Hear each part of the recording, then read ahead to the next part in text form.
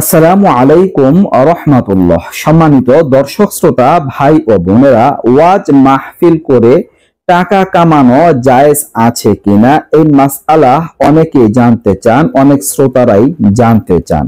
আপনাদের সাথে আমি শেয়ার করব। ওয়াজ এর শাব্দিক অর্থ হচ্ছে উপদেশ। এর মাধ্যমে মানুষদের কোরআন ও হাদিসের কথা শোনানো হয়, দ্বীনের কথা শোনানো হয়, মানুষ যেন হেদায়েতের পথে আসতে পারে, জান্নাতের ব্যাপারে আগ্রহী হয়ে ওঠে এবং জাহান্নামের ব্যাপারে যেন সতর্ক হয়ে ওঠে। বন্ধুরা, ওয়াজ মাহফিলের দ্বারা মানুষের অনেক দ্বীনের খেদমত হচ্ছে, মানুষ ভালোর পথের দিকে আসা সহজ হয়, দ্বীনের জন্য মানুষের মন তৈয়ার হয়। ওয়াজ মাহফিলের অনেক উপকারিতা আছে। এখন ওয়াজ মাহফিল যে সমস্ত বক্তারা করেন তারা এর বিনিময়ে অর্থ গ্রহণ করতে পারবে কিনা? দর্শক, ওয়াজ মাহফিল করে টাকা নেওয়া জায়েজ আছে, এই টাকা গ্রহণ করা জায়েজ আছে।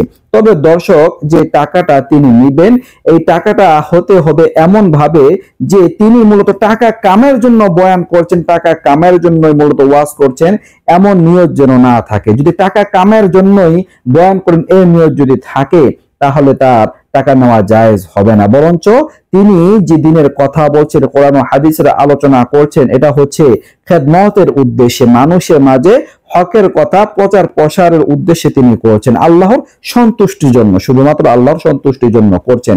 এখন ওয়াজ মাহফিল আল্লাহর সন্তুষ্টির জন্য করছেন। এখন মানুষ যদি খুশি হয়ে পারিশ্রমিক দেন, মানুষ যদি খুশি হয়ে হাদিয়া দেন, টাকা পয়সা দেন, তাহলে ইহা জায়েজ হবে, তার সেই টাকাটা নেওয়া জায়েজ হবে। এটা হচ্ছে মূল কথা। এখানে মূলত টাকা ইনকামটাকে মুখ্য বানানো যাবে না, বরঞ্চ মানুষদের মাঝে দ্বীনের প্রচারটাকে মুখ্য বানাতে হবে। আর দ্বিতীয়ত, যে সমস্ত শ্রোতারা আছেন বা আয়োজক কমিটি আছেন তাদের ক্ষেত্রে একটা বিষয় আছে, বা যারা বক্তা আছেন তাদের ক্ষেত্রে একটা আদর্শিত বিষয় আছে। যারা নাকি আয়োজন করবেন ওয়াজ মাহফিলে, একটা বক্তা যখন যায় তার অনেক খরচ থাকে, তার যাতায়াত খরচ থাকে, অনেক কিছুই থাকে। আর তাছাড়া তিনি ওয়াজ মাহফিলে সময় দেওয়ার কারণে অন্য কোনো কাজ বাজ করতে পারেন না। তো সেই জন্য তাকে টাকা পয়সা দেওয়ার একটা হিম্মত বা টাকা পয়সা দেওয়ার একটা পরিবেশ থাকতে হবে। আর যতটুকু টাকাতে একজন মানুষের হয় সেই পরিমাণ টাকা একজন বক্তাকে দেওয়া উচিত, যারা নাকি মাহফিল কমিটি যারা থাকবেন। অনেক সময় দেখা যায় যে বক্তার খরচে চলে গেছে 10,000 15,000 টাকা, অথচ তাকে মাত্র 500-1000 টাকা দিয়ে দেওয়া হয়। এটা বিশাল বড় একটা অমানবিক বিষয়। খরচ যে পরিমাণ হতে পারে সেই পরিমাণ দেওয়া উচিত, যতটুকু একটা হাদিয়া হিসেবে বলা যায়। আর বক্তা যিনি হবেন তার ক্ষেত্রেও কিছু আদর্শিত বিষয় আছে, যে তিনি ওয়াজ মাহফিলকে টাকা কামানোর বা পেট ভরার খাবারই মুখ্য বানাবেন না, বরঞ্চ তিনি ওয়াজ মাহফিলটাকে, এটা দ্বীনের খেদমতটাকে মুখ্য বানাবেন। আর এরপরে যদি কোনো হাদিয়া পাওয়া যায়, টাকা পয়সা পাওয়া যায়, বাস তিনি তাদের সন্তুষ্ট থাকবেন ইনশাআল্লাহ।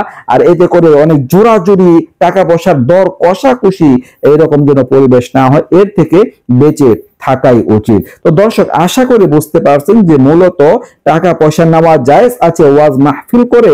তবে কমিটিদের ক্ষেত্রে, আয়োজক কমিটিদের ক্ষেত্রে কিছু আদর্শিত বিষয় আছে, আবার বক্তাদের ক্ষেত্রেও কিছু আদর্শিত বিষয় আছে, সেগুলো প্রত্যেকে নিজ নিজ জায়গা থেকে মানা উচিত। তো কেমন লাগলো ভিডিওটা অবশ্যই কমেন্ট করে লিখে জানাবেন। নিত্য নতুন আরো ভিডিও পেতে পাশে থাকবেন। এই পর্যন্ত, আসসালামু আলাইকুম ওয়া রাহমাতুল্লাহ।